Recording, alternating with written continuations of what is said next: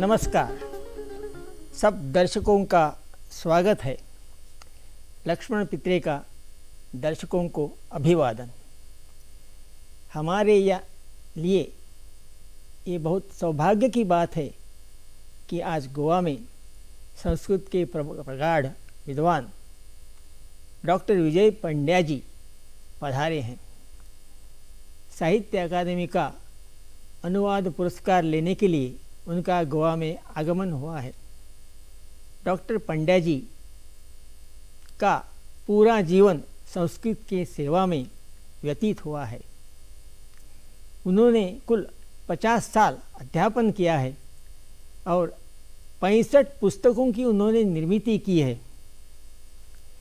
वाल्मीकि रामायण के गुजराती में अनुवाद के लिए उन्हें अनुवाद पुरस्कार साहित्य अकादमी से प्राप्त हुआ है।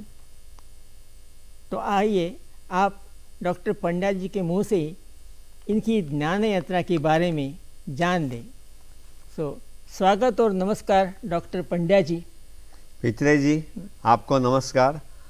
दर्शकों को भी मेरा नमस्कार है और ये मेरे सौभाग्य की बात है कि आपसे मैं आज बात कर रहा हूँ।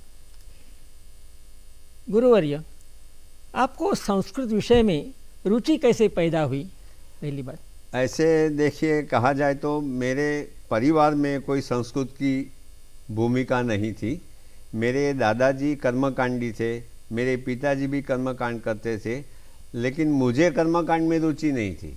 अच्छा। मैंने फिर जब मेरा संस्कृत विषय लेने के लिए आया तो मैंने सोचा कि कौन सा विषय लिया जाए जिसमें सब चीज़ आ जाए, जिसमें संस्कृत भी आ जाए, जिसमें तत्व चिंतन भी आ जाए, जिसमें गुजराती भाषा पर प्रभुत्व भी आ जाए, जिसमें अपनी भारतीय संस्कृति के बारे में भी मुझे पता चले।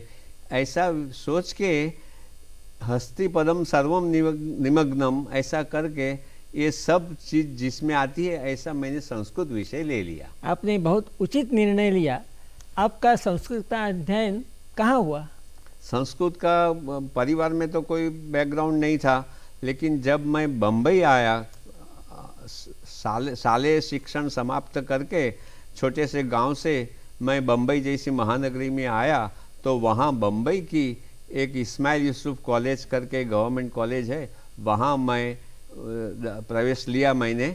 और वहाँ मेरे जो संस्कृत के जो महाराष्ट्रियन गुरुजी मिले, उनका मेरे पर बहुत ऋण है। उनकी वजह से मैं पित्रे जी आज ऐसा कहूँगा कि मैं जो भी कुछ हूँ वो मेरे वो समय के बम्बई यूनिवर्सिटी में बीए एमए मैंने किया, और जो मुझे गुरु जी मिले उनकी वजह से आज जो हूँ मैं हूँ। बहुत अच्छा। सर, आप गोवा में कब और कैसे आए थे पहले? अच्छा, उसमें क्या हुआ कि एमए तक तो बम्बई में हो गया, लेकिन एमए तक जब मैं पढ़ा तो मेरा वो संघर्ष काल था। मुझे बहुत तकलीफ़ होती थी। मेरे लिए रहने का ठीक तरह से घर नहीं था, कहाँ मैं पढ़ूँ वो प्रश्न था। तो इसीलिए जैसा मैं एमए हो गया तो मैं बम्बई छोड़ना चाहा, तो उसमें पहली ऑफ़र ये गोवा की डेम्पे कॉलेज की आई, तो मैंने तुरंत उसका स्वीकार किया। गोवा में मेरे ख्याल में आप 2 साल रहे। हाँ जी। जब मुझे आपका विद्यार्थी रहने का सौभाग्य मिला, उसके बाद आप वापस गए गुजरात में। हाँ जी। तो आप पीएचडी कब और किस विषय में की? हाँ, पीएचडी मैंने बहुत देरी से की, बहुत विलम्ब से की। पीएचडी के पहले क्या था कि मुझे अनेक विषयों में रस था। मुझे गुजराती साहित्य में भी बहुत रुचि थी, इसलिए गुजराती साहित्य भी पढ़ता था, संस्कृत साहित्य भी पढ़ता था। तो फिर ऐसा होता था कि मैं बहुत लेखन कार्य बहुत करता था। तो पीएचडी मैंने बहुत विलम्ब से किया, और उसमें भी मेरा विषय एमए में तो वेदांत था। लक्ष्मण जी, वो समय क्या था कि शास्त्र पद्धति थी, हमें शास्त्र लेना पड़ता था एमए में। तो मैंने एमए में वेदांत शास्त्र लिया था, इसलिए मैंने वेदांत में पीएचडी करने के लिए गुजरात में मेरे एक गुरु मिले, उनके साथ मैंने ब्रह्मसूत्र के विषय वाक्य, ऐसा टाइटल है उनका, उसका विषय का पीएचडी का, तो उसके पर मैंने पीएचडी किया। अच्छा, ब्रह्मसूत्र में विषय वाक्य, हाँ। बहुत अच्छा विषय है हाँ आपका, जी, थैंक यू। और आपने वो किया है। इसके बाद आपने कौन कौन सी संस्थाओं में अच्छा, अध्यापन कार्य किया, इसके बारे में कुछ बताइए। ऐसा है कि मेरा जो व्यवसाय है वो बिल्कुल एक सरलता से चला है। 2 बरस मैंने यहाँ धम्पे कॉलेज में काम किया। फिर मैंने ऐसा सोचा, मैंने देखा पितरे जी कि यहाँ संस्कृत के बहुत कम विद्यार्थी थे, कोई संस्कृत लेता नहीं था। ये मैं बात कर रहा हूँ 66 to 68 की, वो 2 बरस जिसमें 1 वर्ष आप भी मेरे विद्यार्थी थे, छात्र थे। तो मैंने सोचा कि यहाँ मेरा संस्कृत का कोई भविष्य नहीं है, क्योंकि संस्कृत मुझे तो और पढ़ना था और पढ़ाना था, और यहाँ गोवा में धम्पे कॉलेज में केवल कंपलसरी विषय था। इसलिए मैंने 2 बरस के बाद मैंने गोवा छोड़ा और मेरे अपने गुजरात प्रांत में मैं चला गया। वहाँ पंचमहाल करके एक जिला है, वहाँ एक छोटा सा शहर है, वो शहर में लुणावाड़ा उसका नाम है, लोनावाला नहीं, कई लोग लोनावाला समझते हैं। तो लुणावाड़ा में मैंने अपना अध्ययन कार्य शुरू किया। वहाँ कितने साल पढ़े आपने? वहाँ मैंने 19 साल बिताए। अच्छा। 19 साल मैं वहाँ रहा, और बाद में मुझे अहमदाबाद में यूनिवर्सिटी में मुझे सर्विस मिली, तो मैं लुणावाड़ा कॉलेज छोड़ के यहाँ गुजरात यूनिवर्सिटी अहमदाबाद में संस्कृत डिपार्टमेंट में एज ए रीडर मैंने ज्वाइन किया। बहुत अच्छा। तो आपने, ऐसा मैंने सुना कि आपने 65 पुस्तकों हाँ की जी। निर्मित की है, हाँ जी। या अनुवाद हो, हाँ। या लेखन हो, या संपादन हो, ये इतना बड़ा कार्य आपने किया। हाँ। ये कैसे किया, इस बारे में कुछ बताइए। उसमें क्या हुआ कि मैंने ऐसा, मेरा जीवन का नक्शा, मैंने क्या, ये भगवान मुझे बताते थे, मार्गदर्शन देते होंगे। तो मैंने टेक्स्ट बुक राइटिंग भी बहुत की है। अच्छा। जो बच्चों को पढ़ने के लिए उपादेय होती है, ऐसी टेक्स्ट बुक राइटिंग, पाठ्य पुस्तकें मैंने बहुत लिखी। तो पाठ्य पुस्तकों में क्या है कि अच्छी पाठ्य पुस्तक हमारी गुजराती में बहुत कम थी, इसलिए मैंने सोचा। और गुजराती में दूसरी तकलीफ क्या थी कि गुजराती के जो अध्यापक जो संस्कृत पढ़ाते थे, उनके पास इंग्लिश का कोई बैकग्राउंड नहीं था। मैं इंग्लिश मीडियम से आया था, बम्बई यूनिवर्सिटी से, इसलिए इंग्लिश में इतने सारे संदर्भ पुस्तकें मिलते थे, तो इसलिए मेरी पाठ्य पुस्तकें दूसरे लोगों की पाठ्य पुस्तकों की अपेक्षा और अच्छी थी। तो मैंने पाठ्य पुस्तकों का बहुत कार्य किया, और उसमें फिर साहित्य में भी मुझे बहुत दिलचस्पी थी। तो इसलिए मैंने मृच्छकटिक है, फिर बाण है, फिर भवभूति मेरा प्रिय कवि है, तो भवभूति के बारे में मैंने एक मोनोग्राफ लिखा, मृच्छकटिक के बारे में एक मोनोग्राफ लिखा, बाण के बारे में मोनोग्राफ लिखा। तो स्वतंत्र पाठ्य पुस्तक के अलावा भी मैं स्वतंत्र ऐसे पुस्तकें लिखता रहा। तो आपको ग्रंथ संभार आपका बढ़ गया और 65 पुस्तकों का आपने निर्माण किया। हाँ। बहुत अच्छी बात है। फिर आपका सब्जेक्ट यानी विषय था तत्वज्ञान। हाँ जी। वो तो तत्वज्ञान विषय के लोग बहुत गंभीर होते, फिर भी आपको अभिजात संस्कृत साहित्य में रुचि पैदा हुई, और विशेषतः वाल्मीकि रामायण ने हाँ। आप पर मोहिनी डाल दी। हाँ। तो ये कैसे हुआ और उसमें क्या क्या हुआ, ये आप बताइए। उसमें भी पितरे जी ऐसे मेरी विचारणा रही कि अगर मैं संस्कृत लेता हूँ, और संस्कृत में 14 शास्त्र बम्बई यूनिवर्सिटी देती थी, वो समय 14 शास्त्र देती थी। ये 14 शास्त्र में से कौन सा शास्त्र लूँ, ये भी मेरे लिए विचार करने की बात थी। तो मैंने सोचा कि देखिए, अलंकार शास्त्र है, तो अलंकार शास्त्र माने साहित्य है, तो साहित्य तो मैं कभी भी पढ़ सकूँगा। मगर वेदांत शास्त्र ऐसा है, वो कठिन शास्त्र है, अगर कोई दूसरा मुझे पढ़ाएगा नहीं, मैं किसी गुरुजी के पास अगर नहीं पढ़ा, तो फिर मैं नहीं पढ़ पाऊँगा। इसलिए मैंने वेदांत शास्त्र लिया। और अलंकार शास्त्र तो मैं अपने आप, मेरी साहित्य में रुचि थी, गुजराती साहित्य भी मैं बहुत पढ़ता था, संस्कृत साहित्य में भी जो आप जो बोलते हैं जिसको अभिजात क्लासिकल, वो क्लासिकल लिटरेचर में भी मेरी बहुत रुचि थी, इसलिए वो तो पढ़ता ही था। तो देखिए, आज पितरे जी ऐसी स्थिति है कि मेरे जैसी व्यक्ति है, वो वेदांत वाला है, वो अलंकार शास्त्र पढ़ सकता है, अलंकार शास्त्र वाला वेदांत नहीं पढ़ सकता है। इसलिए I am in an advantageous position. Right sir. हाँ, तो इसी तरह से मैंने वेदांत भी लिया, अलंकार शास्त्र में भी, और मैं लिखता बहुत हूँ। मैं लिखने का कभी भी कोई नया विचार आया तो उसके बारे में एक रिसर्च आर्टिकल मैं लिख लेता हूँ। अच्छा, दूसरी बात क्या हुई, हमारे यहाँ आप जानते हैं पित्रे जी कि कॉन्फ्रेंस होती है, ओरिएंटल कॉन्फ्रेंसेस होती है। तो मैं कई ओरिएंटल कॉन्फ्रेंसेस मैंने अटेंड किया, तो उसमें हर बार एक पेपर, रिसर्च पेपर पढ़ना होता है। तो वो पेपर मैं तैयार करके जाता था, और मेरा इंग्लिश कंपैरेटिवली अच्छा था, तो मैं इंग्लिश में तैयार करता था। तो मुझे ऑल इंडिया लेवल की मुझे बैकग्राउंड मिली। जो अध्यापक थे, दूसरे जो स्कॉलर्स थे, वो मेरे पेपर पढ़ते थे, मुझे एनकरेज करते थे। अगर मैंने कुछ नया विचार प्रस्तुत किया हो तो उसकी प्रशंसा करते थे, तो मुझे बहुत प्रोत्साहन मिलता था। इस तरह ईश्वर की कृपा से हम आगे बढ़ते गए, और बस ऐसा काम होता रहा। अंग्रेजी के कारण आपके साहित्य का सर्कुलेशन ज़्यादा हाँ, हुआ, हाँ। ज़्यादा लोगों तक पहुंचा। हाँ जी, हाँ। ये सब ठीक है। मेरे पूछने की बात है महत्व की, जिसमें आपको पुरस्कार प्राप्त हुआ, उस वाल्मीकि रामायण के हाँ। बारे में बताइए। हाँ। आपकी रुचि कैसे निर्माण हुई, और आपने कार्य कब कैसे शुरू किया और कैसे संपन्न किया? अच्छा, अभी वहाँ मैं यूनिवर्सिटी में आ गया था। यूनिवर्सिटी में क्या है कि वो बच्चों को पुस्तकें प्रिस्क्राइब होती है।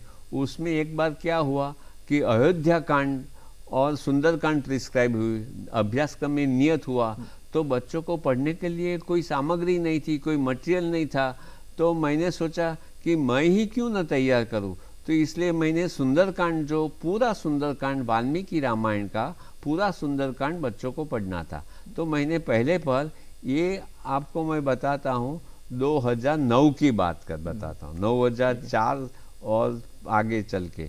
तो सुंदरकांड मैंने पूरा 2500 वर्सेस आर देयर, वो पूरा मैंने अनुवाद के साथ और एक विस्तृत कॉम्प्रिहेंसिव प्रस्तावना के साथ मैंने बच्चों को हेल्प करने के लिए मैंने लिखा।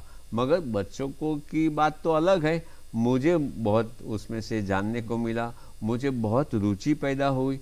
मुझे लगा कि अरे, वाल्मीकि रामायण जैसा तो कोई ग्रंथ नहीं है, ये तो अद्भुत ग्रंथ है। और साहित्य में तो मुझे पहले से रुचि थी। तो मैंने दूसरी बात पित्रे जी ये देखी कि जो मैंने रामायण की जो टेक्स्ट पसंद की, जो पाठ मैंने पसंद किया, वो समीक्षित आवृत्ति थी। समीक्षित आवृत्ति माने हम क्रिटिकल एडिशन बोलते हैं। तो क्रिटिकल एडिशन माने क्या? तो क्रिटिकल एडिशन माने जिसमें वाल्मीकि ने न लिखा हो, ऐसी संभावना हो, वो सब, कभी कभी पुनरुक्ति होती हो, वाल्मीकि ने वो सब बातें निकाल दी गई। इंटरपोलेशन हम बोलते हैं। तो विद्वानों, सब दिग्गज विद्वाने थे। सो सब दिग्गज, जी.सी. झाला साहब थे, महाराष्ट्र के वैद्य साहब थे, और डोलर राय माकड़ साहब थे। ऐसे बड़े बड़े विद्वान लोग थे। उनकी मंडली ने एक क्रिटिकल एडिशन, बड़ौदा की MS यूनिवर्सिटी की एक ओरिएंटल इंस्टीट्यूट है, जैसी यहाँ BORI है, ऐसी वहाँ ओरिएंटल इंस्टीट्यूट है। तो ओरिएंटल इंस्टीट्यूट ने तैयार की। तो वो क्रिटिकल एडिशन मैंने पसंद की, और उसका मैंने देखा कि पूरे देश में पित्रे जी कोई क्रिटिकल एडिशन के बारे में सोच रहा नहीं है। समीक्षित आवृत्ति उपेक्षित है। जब बड़े बड़े विद्वान देश के वो वाल्मीकि रामायण पर व्याख्यान देते थे, मैं सुनता भी था, और मगर वो जो उद्धरण देते थे वो क्रिटिकल एडिशन से नहीं देते थे। एक बार तो मैंने व्याख्यान हो गया, टॉक समाप्त हो गई, मेरे पास उनका फ़ोन नंबर था। तो मैंने फ़ोन करके पूछा कि आप क्रिटिकल एडिशन में से तो उद्धरण देते नहीं थे, आपको क्रिटिकल एडिशन में से उद्धरण देने चाहिए। तो वो बोले कि अरे, मेरे पास क्रिटिकल एडिशन नहीं है। तो इसी तरह क्रिटिकल एडिशन हमें, जो विद्या जगत में है, जो एकेडमिक वर्ल्ड में है, उन्हें तो क्रिटिकल एडिशन ही का उपयोग करना चाहिए। देखिए, BORI ने महाभारत की क्रिटिकल एडिशन सुखशंकर साहब की मार्गदर्शन अनुसार तैयार की। तो आज महाराष्ट्र का बड़ा योगदान है विश्व को। पीएल वैद्य भी उनमें हाँ, थे मेरे ख्याल में। वैद्य भी, तो उसका बड़ा योगदान है। क्रिटिकल एडिशन माने इस विश्व को महाराष्ट्र का BORI संस्था का योगदान है। इसी तरह गुजरात का ये क्रिटिकल एडिशन वाल्मीकि रामायण की, ये भी विश्व को योगदान है। तो मैं पूरा उसका अनुवाद मैंने हाथ में लिया। ये आपने बहुत ठीक किया, क्योंकि पॉपुलर एडिशन के लोग आदि हैं। तो बहुत सी गलत धारणा है रामायण राम के बारे में, रामायण के बारे में लोगों की बन चुकी है और वो सत्य मानते हैं। तो आपने जो क्रिटिकल एडिशन की उसमें सब प्रक्षिप्त भाग निकाल दिया और मूल रामायण रखा, तो अधिक सत्य के अधिक निकट है।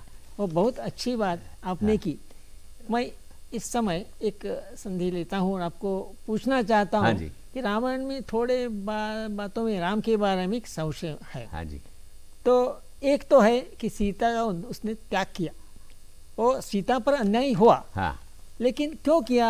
लोग मानते हैं कि एक रजक के कहने से किया। वो सच है क्या, या रामायण में और दूसरा कुछ है? आपने बहुत अच्छा प्रश्न किया, क्योंकि ये सब राम ने सीता का त्याग किया तो हम लोग जानते हैं, पूरे समाज जानता है, जो साधारण लोग हैं वो जानते हैं कि भी एक धोबी मान रजक की वचन से राम ने सीता का त्याग किया।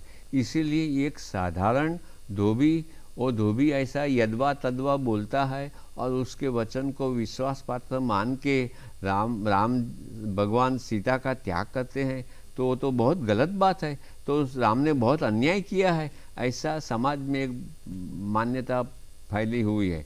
मगर वाल्मीकि रामायण में ये बात नहीं है। अच्छा। वाल्मीकि रामायण में क्या है कि किसी कोई एक व्यक्ति की बात नहीं है। वहाँ वाल्मीकि रामायण में पूरा जो जनपद है, पूरा जो अयोध्या का राज्य है, वो पूरे राज्य में, पूरे प्रदेश में सीता के अपने शत्रु के घर, रावण के घर रह के आई है, बहुत समय वहाँ बिताया है। इसलिए सीता किस तरह कैसे पवित्र हो सकती है, इसी तरह उनके चारित्र्य के बारे में लोग तरह तरह की शंका कुशंका करते थे, इसीलिए ये बात फैल गई थी। तो इसलिए बात, जैसे हमारे बाद में जो कवि आए हैं बहुभूति, वो बहुभूति कहते हैं आलर्कम इव प्रस्तुतम, हड़काया कुत्ते की विष की तरह ये बात सब जगह फैल गई थी।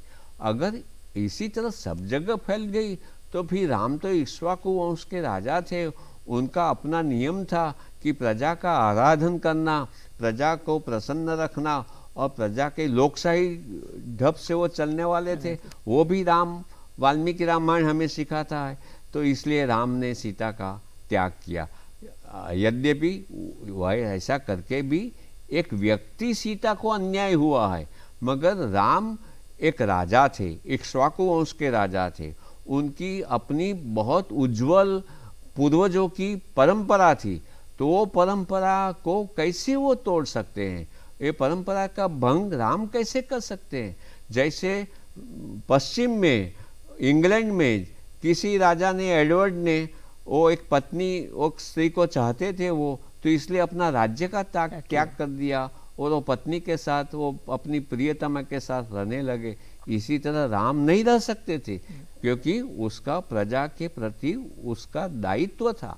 इसलिए वो अन्याय हुआ हो, लेकिन फिर भी राम जिस पद पे बैठे थे उसमें ऐसा राम के पास व्यवहार नहीं कर सकते थे, ऐसा कोई चारा रास्ता नहीं था राम के पास। प्रश्न मेरा है आपके बड़ी कि वाली वध के बारे में बहुत शंकास्पद परिस्थिति है।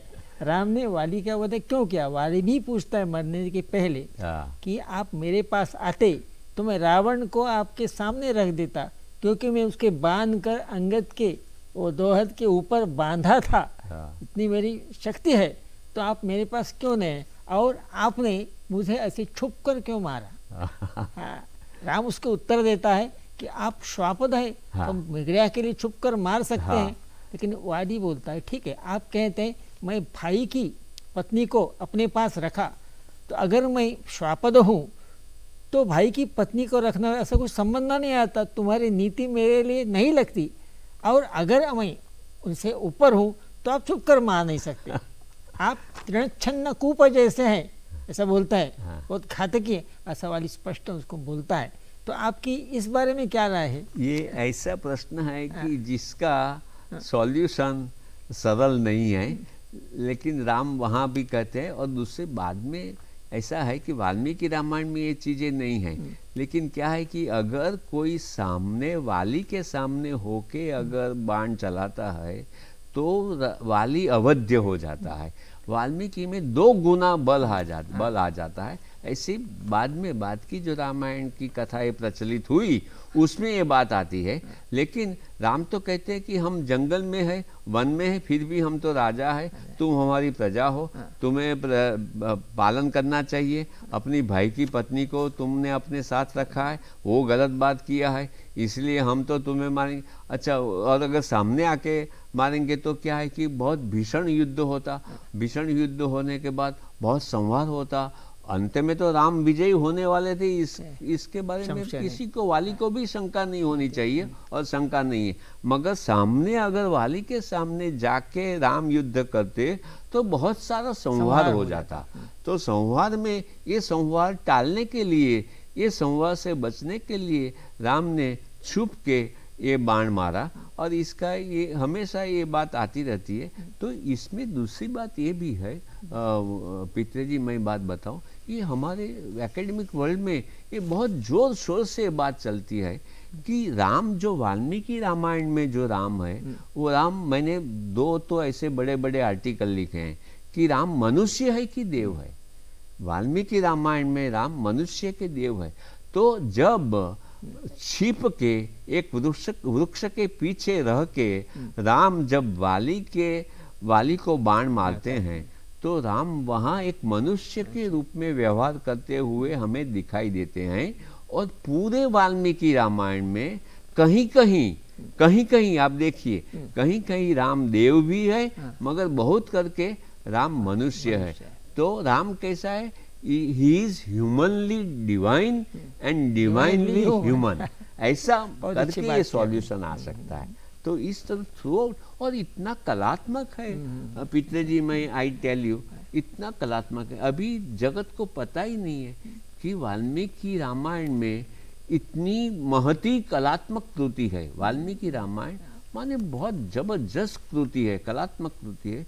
लेकिन क्या है कि रामायण का अभ्यास एक संस्कृति ग्रंथ की तरह से होता है, एक कुटुंब कथा की ग्रंथ की तरह से होता है, एक धर्म ग्रंथ है इसलिए उसका अभ्यास होता है। लेकिन वो सबसे ऊपर वो साहित्य ग्रंथ है।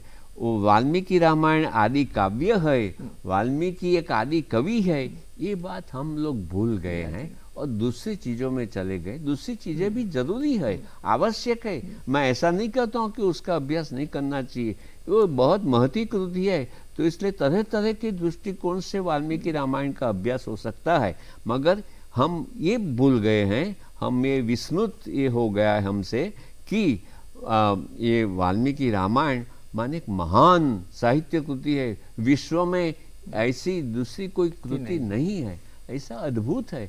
और राम का जो मानव्य है और सीता का जो ओजस्वी पात्र है, वो सीता वाल्मीकि रामायण की, पित्रे जी, सीता अलग ही है।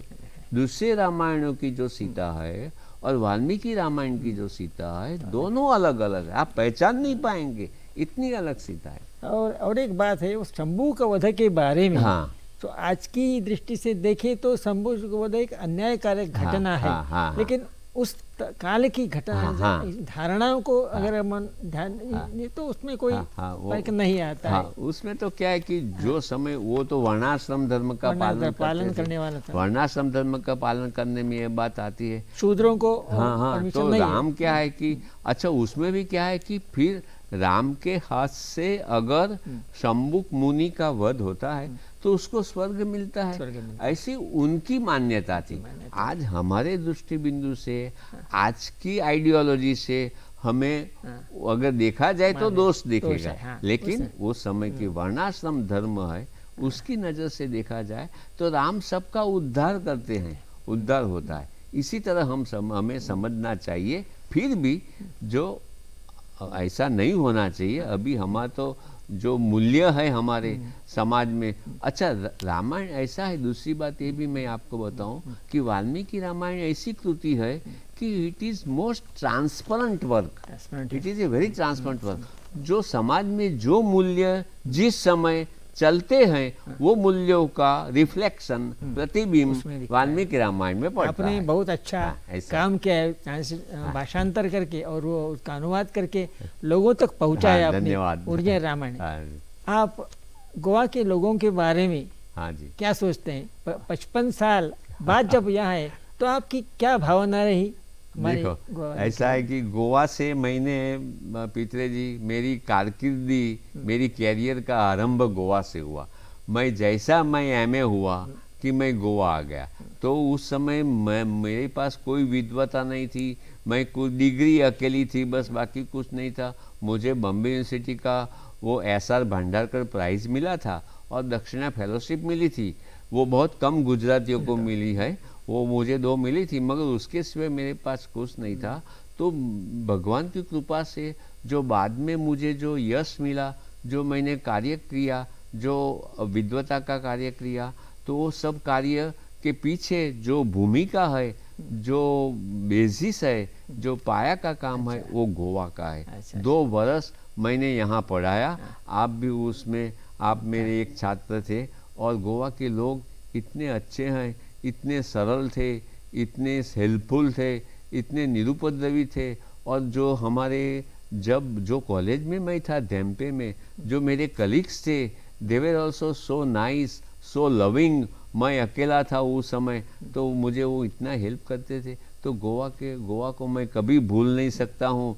गोवा मेरी जो जिंदगी है उसमें पहला नींव का पत्थर वो गोवा का धेम्पे कॉलेज का, और गोवा की जो धेम्पे कॉलेज है उसकी लाइब्रेरी बहुत अच्छी थी। आपने बता दिया, अंग्रेजी सब आपने वहाँ पढ़ा है। एक बात है, आप गोवा का एक धर्म है कि यहाँ जो आता है गोवा का बन जाता है। हाँ, तो आप गोवा के लोगों को आत्मीय मानते, तो उनके लिए आपका संदेश अब क्या होगा? अभी मेरा संदेश ये है कि देखियो, मैं तो यहाँ गोवा में ही पूरी जिंदगी बिताना चाहता था, मगर क्या हुआ कि मैंने देखा कि संस्कृत यहाँ बहुत कम लोग लेते थे। हमें ढूंढने के लिए, छात्रों को ढूंढने के लिए जाना पड़ता था कि भाई आओ लो संस्कृत लो। तो मैं एक गोवा के लोगों को कहता हूँ कि संस्कृत हमारा एक महान वारस है, महान हेरिटेज है, इसलिए हमें संस्कृत का अधिक से अधिक अभ्यास करना चाहिए। हमारे पास ये बड़े बड़े ग्रंथ रत्न है, रामायण, महाभारत और अनंत साहित्य है। तो गोवा भी एक संस्कृत के अभ्यास का केंद्र बनना चाहिए। तो आप इसी तरह, आप पितरे जी है, दूसरे भी संस्कृत प्रेमी यहाँ है, और जो कोंकणी भाषा है, कोंकणी भाषा में भी बहुत सारे मूल तो संस्कृत है उसमें, तो उसमें भी बहुत सारी चीज़ें हैं। तो इसीलिए ये भी एक केंद्र बनना चाहिए जैसे दूसरे केंद्र है।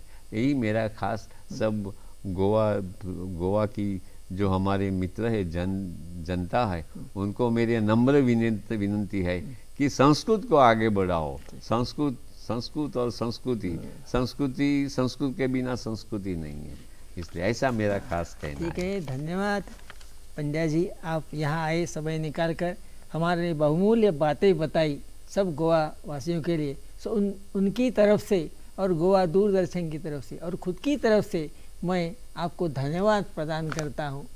अहम अनुगृहीतोस्मि लक्ष्मण भाई, पितरे जी, अहमपि अनुगृहीतोस्मि। धन्यवाद, सबको प्रणाम, मेरा सबको प्रणाम।